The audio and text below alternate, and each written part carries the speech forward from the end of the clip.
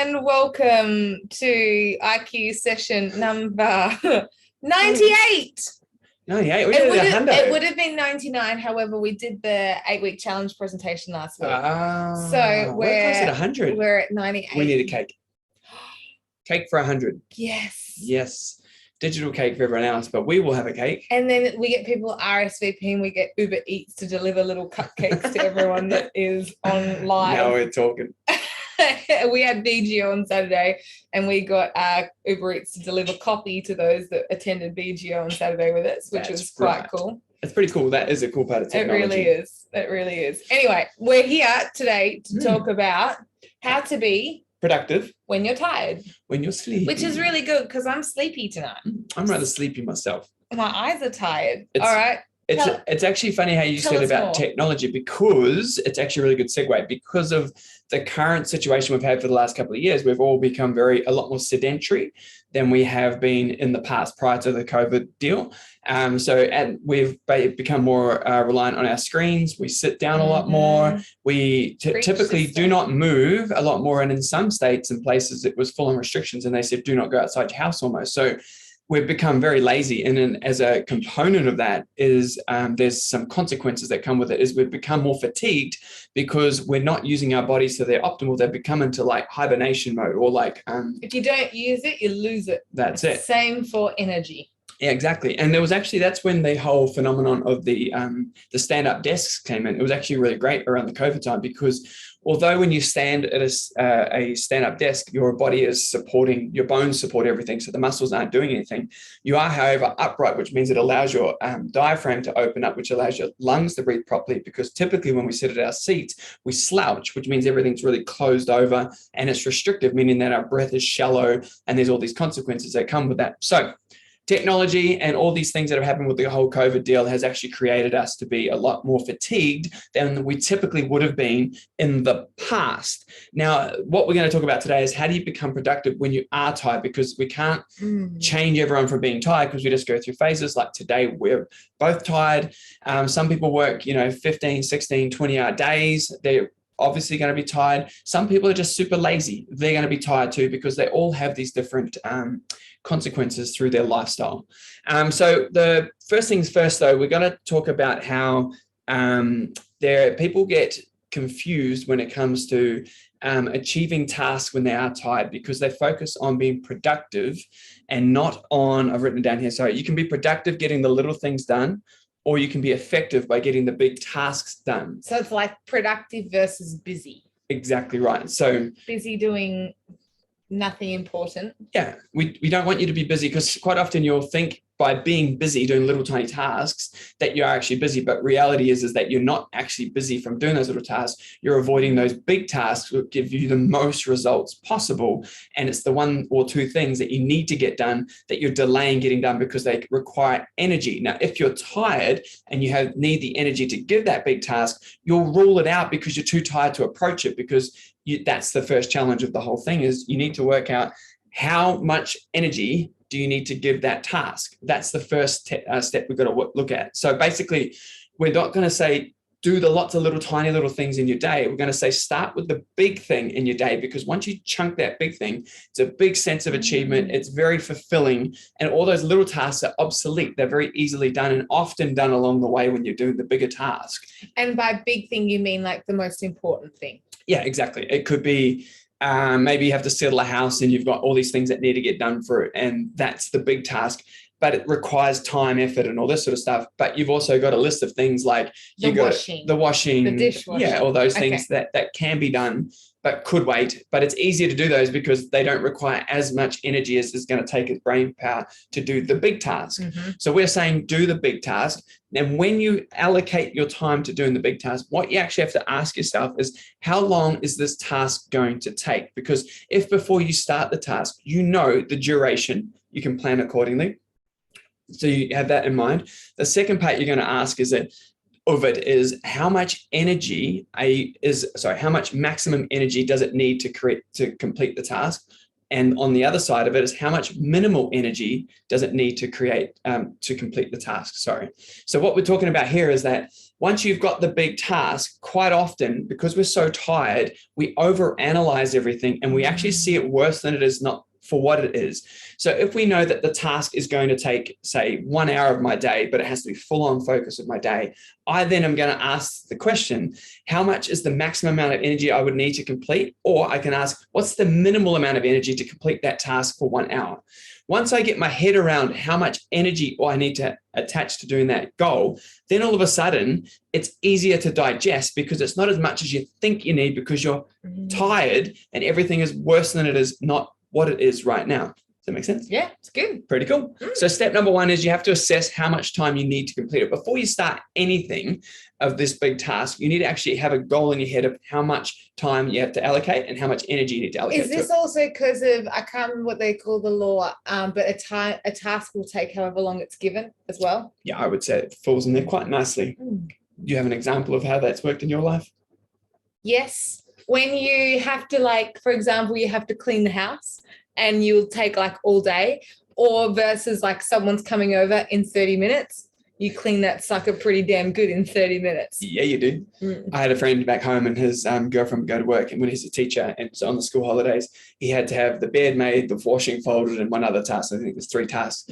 She came home, she finished at 5 and she's home by 5:20 every day. He would start at 5:05 and have 15 minutes power set. She'd walk in the door, everything would be done. You ask him what he'd been doing the whole day, because I was a teacher also at the time. We're just playing PlayStation the whole day. 15 minutes, power clean. Hey, I'm back. And that was it. So anyway, see, you give it 15 minutes, you get it done. You give it 8 hours, it still won't get done until the last 15 minutes.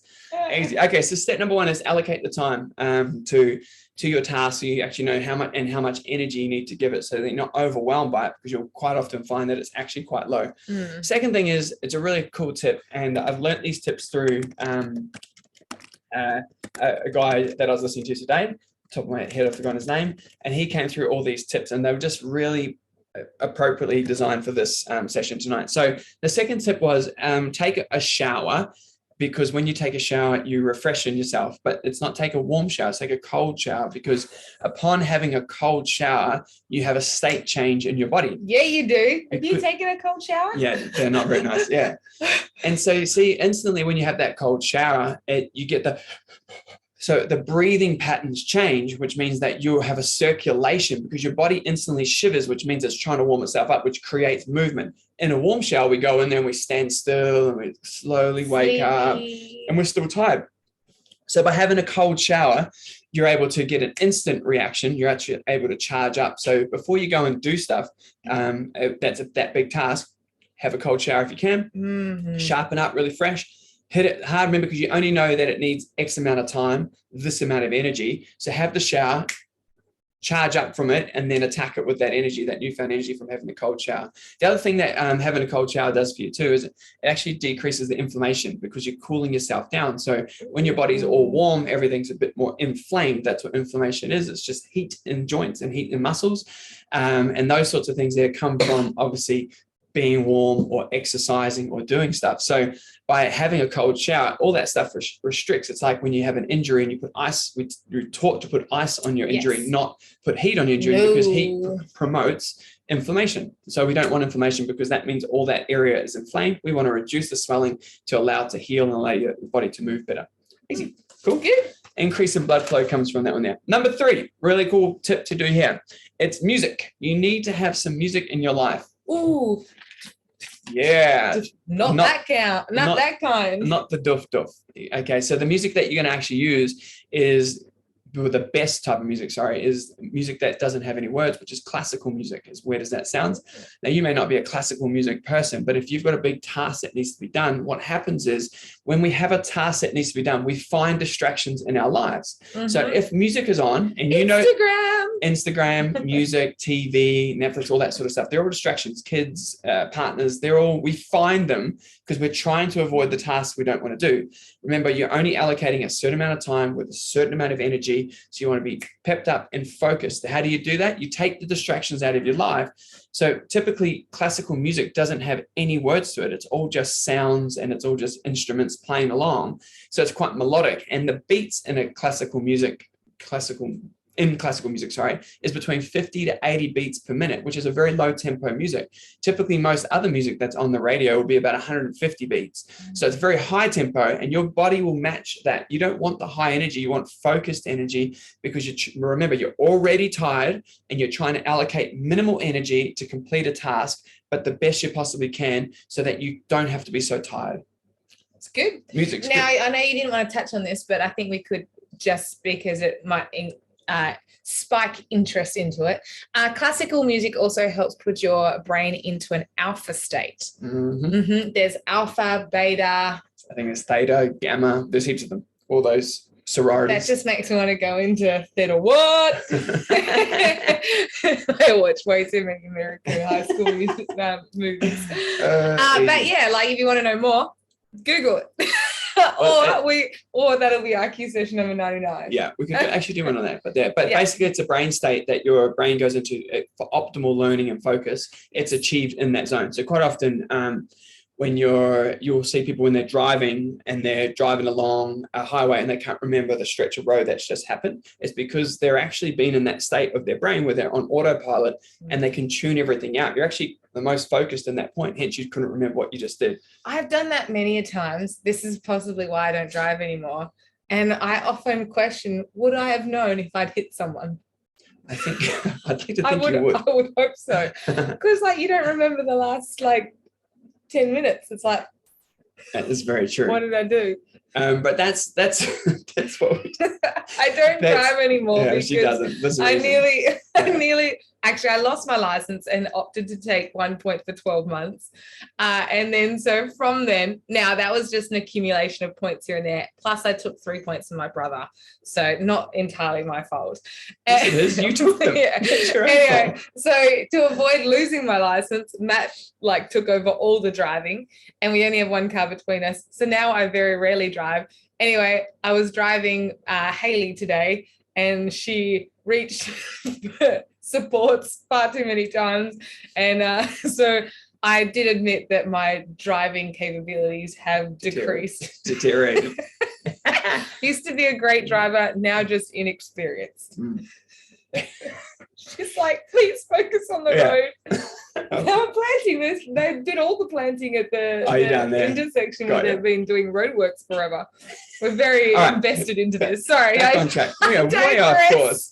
Yeah, you did. Someone's tired. See? This she is hasn't a distraction. Yeah. We haven't got classical music on. We need the background music. Okay, number 4. Anyway. So the 4th step to this whole process is exercise. Obviously, because exercise creates blood flow, which creates energy, which creates the ability to be able to focus better, because it creates the energy that you may need to do it. So now here's the catch. If you're tired, there's 2 kinds of, the guy was talking about 2 kinds of people. There is genuinely tired because you've just been working around the clock. Maybe you're doing, like I said, those big long days. Maybe you're working in the field. I don't know what it is, but whatever it is. Yeah. We're going back in time. The land. Yeah. Planting the trees, whatever it is. But say you've been doing something that's generally brought fatigue to your body, then that's okay. There's a solution for that. But there's the other side of it too, is that you're just straight up lazy because you've been sitting for so long. Okay, so today's tiredness. Lazy. All right, tell us how you really feel. Okay. No point sugarcoating. Rip the band-aid off. No. So what happens is, because when you are generally physically tired, and your body is in a state of fatigue. So if you are to go and exercise with pure intent, like you typically would exercise, the risk of being injured is higher because you're not focused enough. You could drop something on you, you could do something, you could forget the form, which creates an injury because you're not bracing. Run into the swimming lane rope, all that sort of stuff there. Fracture your foot. But that's what comes from fatigue, is because you're not focused enough on the task ahead. So what you would do in that case to apply exercise is, because you should move every day, no matter if you're tired or not, you go for a walk, or you go for an airboxing or something like that. Just something that's light and moving, a light bike. But do something that creates movement, because movement creates oxygen, especially if you've been sitting all day. The other side of it was if you're lazy because you're just tired from, I've been working like I do every other day, but today I'm tired because I work today. That's just lazy. No, you're tired because you stayed up and watched TV too late last night. Those types of things. That's self-inflicted. That's not fatigue. That's just lazy. So what you got to do is you go and work out with intent. So you go and do purposeful exercise. That's the key. So moving every day is always a requirement, but how you move is dependent on the day before and all the day's events of when you're going to, of how hard you're going to exercise. So if you're super tired, genuinely tired, from a week of things or a day of things and that sort of stuff there, then you would tone it back and just move for the day to tick that box of exercising.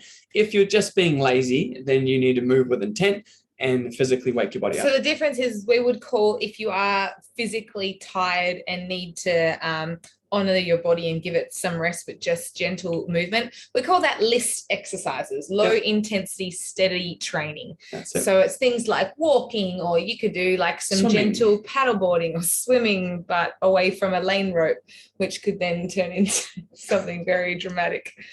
And then the high intensity stuff, we call high intensity interval training. So like go, like do one of our boot camps, or do one of our classes online or in the studio, go for a hardcore run, those kind of things that really get the heart pumping.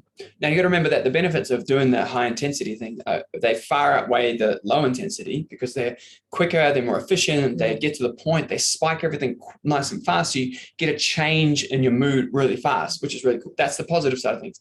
The list side of things is if you are fatigued, it's an option for you to keep moving so that you don't fall backwards into a bad habit of just sitting on the couch doing nothing. Super easy. Fifth thing, really quite cool, power nap.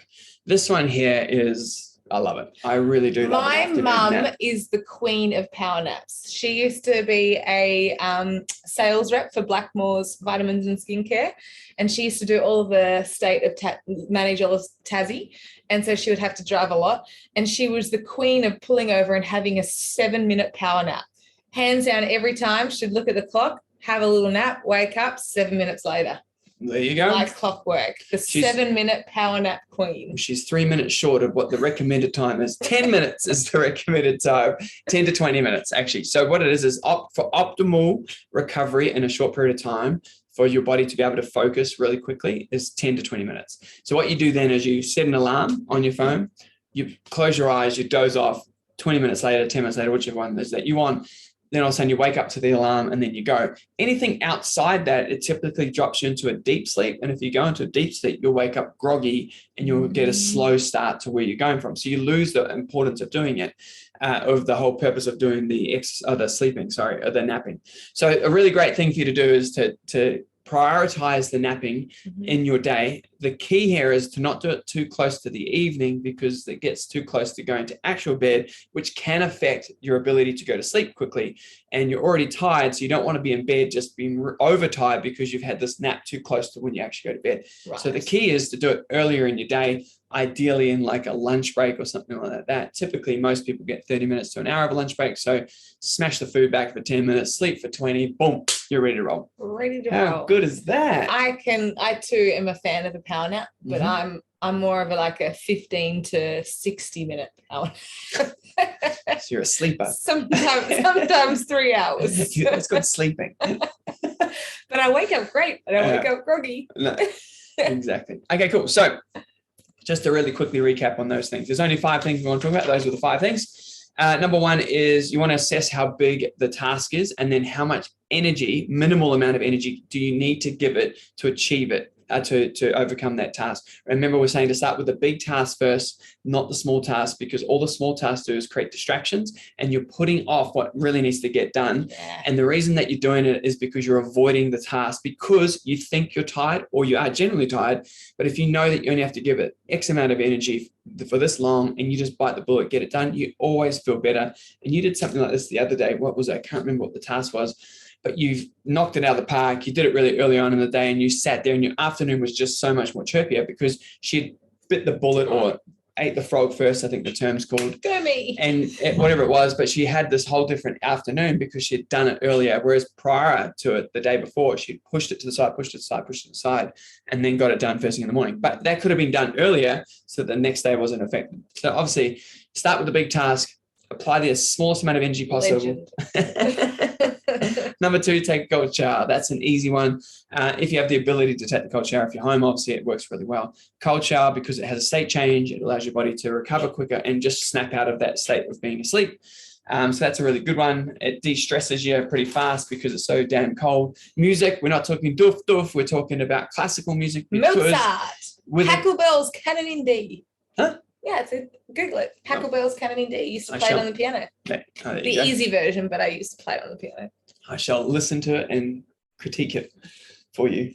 No, just be impressed. So music, classical music is obviously low beats per minute, and it's not a distraction because there's no words to get you distracted, but it just allows you to stay focused because it's a steady bit of music for you. Exercise, 2 choices to this: genuinely tied to a low intensity steady training, or so walking, swimming, paddleboarding, something that's a bit more melodic, and versus the high intensity stuff. If you're just having a lazy day and you just feel sorry for yourself because you actually went to work for once or whatever the thing is. And another one too, with the times that if you're trying to decipher whether you're being lazy or actually tired, if you've done a big day of driving, go and do the hardcore, heavy, like high intensity stuff, because you've just sat there. Yes, your brain might be mentally fatigued because of focusing on the road. However, it's not going to injure you to go and do a hardcore workout. So that's what I'll take the thinking out for you there. And the last one's my favorite, which is the power nap. And make sure it's nice and quick, short and sharp. Set an alarm, 10 to 20 minutes. Anything outside that is just a bit silly. My body is designed for a power nap, because I have this comfortable spot. That's actually how she sleeps. It's not just her; it's the whole family. They all go. And it's just like. So we were driving one time, and I had Sheridan in the front, her mum, her dad, and her brother in the back, and we're driving along. It's like a 2-hour drive. They were all asleep in about the first 5 minutes, and I look in the back, and they're all like this, do it. So all like neck cocked back like this, all 3 of them, and Sheridan's in the front. So I'm driving and I tap the brakes, which means that all their heads just go ka-dunk, and then they all just go back into that locked neck position. Anyway, they all do it, which is really weird. Can't be good for your neck. Anyway, that's a fun little story to end it on for you. That's it. Easy. So Sheridan is a power napper. Mm-hmm. But thank you guys for coming along. We very much appreciate it. But that is how to be productive even when you're tired. That's it. Cold shower is the money though, isn't it? Really. You're gonna have a cold shower? Yeah, tonight. Yeah. Need to. Yeah.